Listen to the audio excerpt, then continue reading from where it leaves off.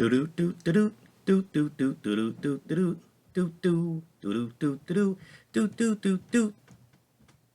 Josh's Order Corner. That's me. All right. So if you're familiar with this channel, you know I do a lot of unboxing videos, vinyl, horror stuff, t-shirts, hats, stuff like that. And sometimes I talk about Cujo, my dog. This is him right here. And I talk about his cough. And I talk about how sometimes it's hard to record certain things because he's coughing in the background. I have to pause it and edit it and things like that. But I wanted you to see him and hear him, not edit him out, so you get an idea of what this sounds like. So I'm going to put him down. There you go, buddy. I'm going to tell you about it. Basically, this is going to be all layman's terms, not medical. So if you're hearing this and you're like, well, I know that, blah, blah, whatever. This video isn't for you. If you are just getting introduced to tracheal collapse and what it means, this video is for you. It's not easy. I'm going to tell you that right off the rip. It's a very frustrating situation to be in, and you have to have a lot of patience. If you don't like repetitive sounds, it's going to be hard. I don't do good with repetitive sounds.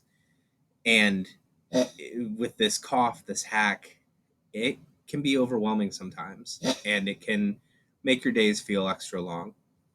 But you have to always remember this is your pet, this is your friend, this is your companion, and not give up on them. I adopted Cujo. Oh man, this might be the only edit. I don't want to edit anything in this video because I want you to hear the background noise. I want you to hear what it sounds like day to day with a dog with tracheal collapse. So I'm going to look through my phone here to find the oldest picture I have of Cujo. And I know I should know this off the top of my head, but honestly, it just feels like I've had him forever. So it's hard for me to think back to when I adopted him. Here we go. I adopted him in 2017. So what is that? October 18th, 2017, 18, 19, 20, 21, 22. So it'll be 7 years this year. And I knew he was older when I got him. I'll put a picture up here of him. And he was so skinny. He looked so frail. And I was not a Chihuahua person. My previous dog had passed away a couple months before, and I had this void, and I needed it filled. So after a movie one day, I stopped by the dog shelter, the animal shelter, and I didn't even tell Emily. We were together at the time. I didn't even tell her that I was doing that. I just stopped. And there was Cujo sitting in this little kennel, this little cage. And I was like, nah, the last thing I need is a Chihuahua. Not happening. And then I came back. And just his demeanor, he didn't really seem to care too much for me either. But we just kept, the way we looked at each other was just curiosity. So I was like, you know what? Let me see this dog. And they let me hang out with him a little bit. And he was timid. He was shy. And he was awesome. So we got everything taken care of. And I took him home not long after. Now, the getting used to a Chihuahua, a new dog, at this time he didn't have tracheal collapse. He was perfectly healthy, perfectly fine, just skinny. And then life happened. And I ended up moving out of the situation I was in and into a place by myself with just me and Cujo. And it was every day coming home from work in my apartment. You had to go up some stairs to get to the apartment. And I'd open the door. He'd just be sitting there at the top of the stairs, just ready for me. And every day, that was what I came home to. Throwing toys around the apartment for him, walking him all the time. I would take him on such long walks, carry him halfway if I needed to. And it was probably 3 or 4 years ago, I would say, that I noticed the cough starting. And I took him to the vet. And obviously they went through the normal, is it kennel cough, things like that. He hadn't been kenneled anywhere. So that was a stretch, but we looked into it and we came up with the diagnosis or whatever of tracheal collapse. If you're seeing this, you are either a friend of mine and you're watching this video because you are supportive and watch my videos, or because you were looking for tracheal collapse information and came across this video. It says, cause when cartilage rings weaken, flattening themselves and narrowing the airway. So that cough you hear is him trying to pop those back open so he can breathe. Other things that this affects, once it gets to certain stages, I've recently noticed eating. Like if he's eating and he starts coughing, he'll choke. And if you've ever seen a dog choke, it's terrifying. With Cujo, I was watching him eat and he just sits down and falls over and he's kicking. And I panicked. I freaked out. Like I'm yelling for help and trying to get the food out of his airway.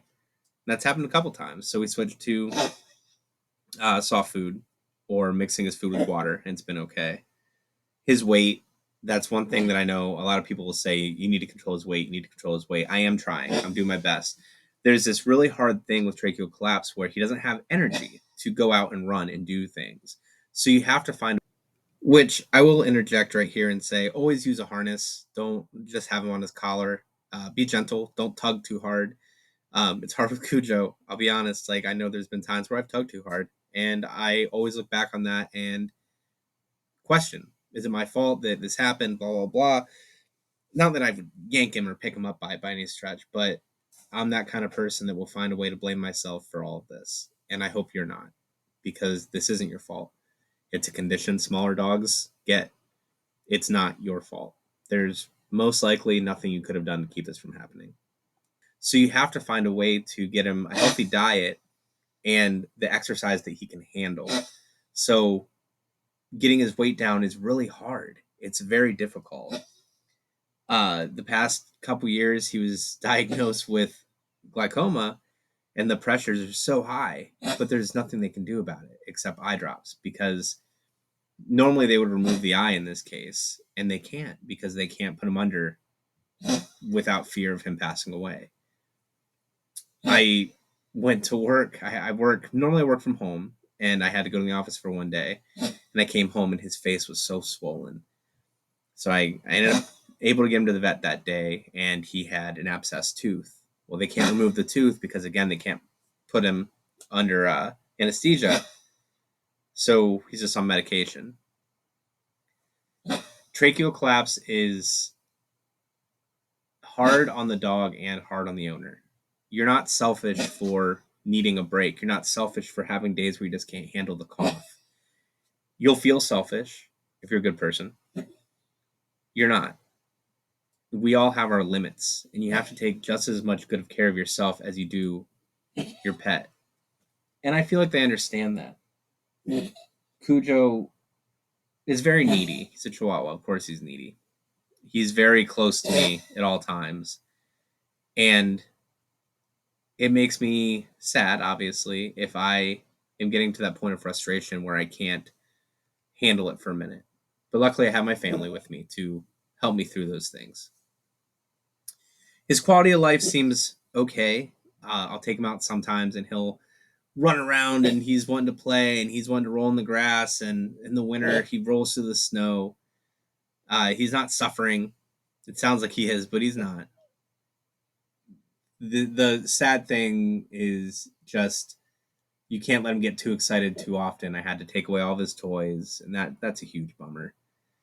But he would get too excited and he would just cough and cough and cough. If you have a pet with tracheal collapse, don't give up on him. Don't view it as a death sentence. Do your best to just keep patient and understand that you're there. You're responsible for them.